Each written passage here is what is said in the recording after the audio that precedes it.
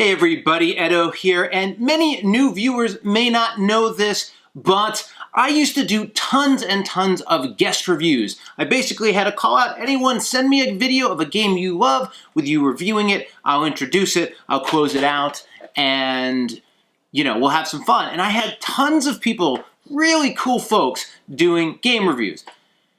But I just stopped happening, but one of them was Artem Safarov, who did Space Hulk, Battle Angel, or Angel of Death, or whatever, Death Angel, that game. And he also did Agricola, Animals Big and Small, and he was prepping for his Unbroken Kickstarter campaign, which I did a review of, and he just sent me this video. And he was like, hey Ed, we're playing Herbaceous all the time. I did a review of Herbaceous for you. And I was like, awesome, that's great. So this is Artem reviewing Herbaceous, and if you don't know it, Herbaceous is from Pencil First Games, so with a grain of salt, but Artem.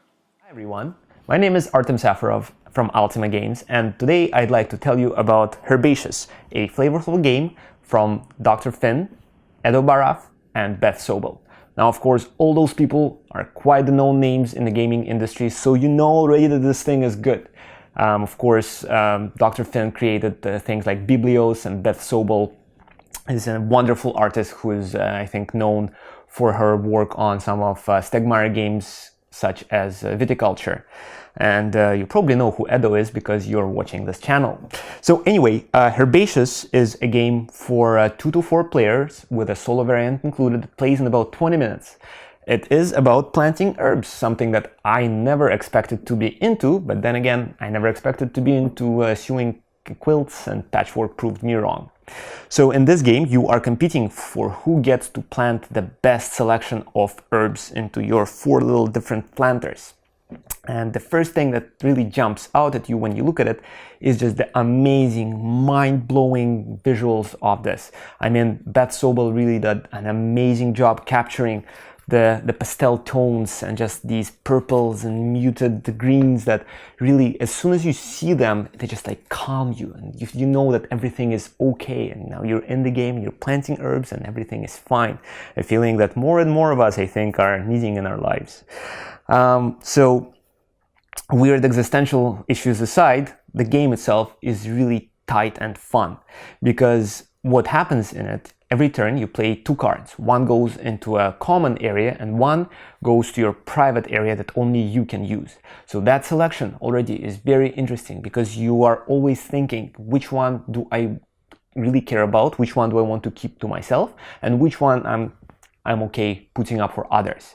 And then there are 4 planters that you can use in the game to basically grab a combination of cards from the common area and your private garden to make a combination, and each planter allows you to combine cards in a different way. For example, in the blue one you have to plant all the same, or in the purple one you have to plant all different ones. So you're looking at different combinations that you can put together to score maximum points.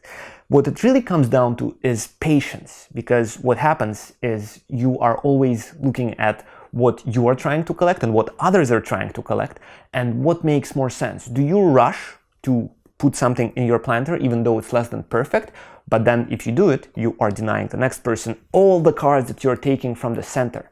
Or do you choose to be patient and wait for this amazing combination that is going to score you a ton of points? But that kind of play opens you up for someone else's aggression. If they take something that you really was looking forward to, that you're kind of screwed. And the game is really filled with these tiny little decisions of, do you stay patient, do you go for it? And it's always over before you want it to be over, because it's really quick, and we never end up playing just one. We always play at least a couple. So, and it makes for a wonderful, wonderful filler games because of that tight decision making, because of this wonderful, wonderful art style, and I really love having it in my collection and bring it out often. So if you are looking for a game that plays very nice, very friendly, yet competitively for 2 to 4 players in a tight 20-minute time frame, looks wonderful, take a look at Herbaceous. It's a wonderful game that I think you will have a lot of fun with. Thank you very much.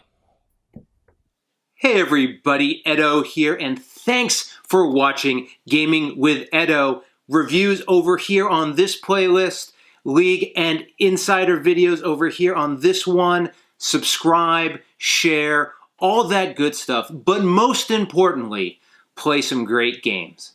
Thanks.